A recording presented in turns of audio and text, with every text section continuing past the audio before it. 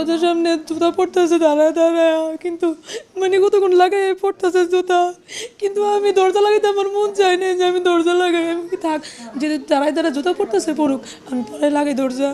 তারপর উনি যাওয়ার পরে আমি তারপর দরজা লাগাইছি, আজকে কেন জানি উনি যাইতে চাই না দরজার সামনে থেকে। এখন আমার দেখার মতো কেউই নেই, আমার বাচ্চারা আমার দেখার মতো কেউ নেই, কে দেখবে, কে ওদের ভরণ পোষণ করবে?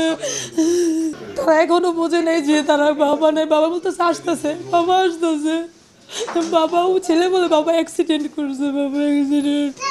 এইগুলা দিলে কি হইবা, আমার হাজব্যান্ড তো আর ফিরে আসবে না, তাদের বাবা ফিরে আসবো, এগুলা দিলেও তো তাদের বাবা আসবে না।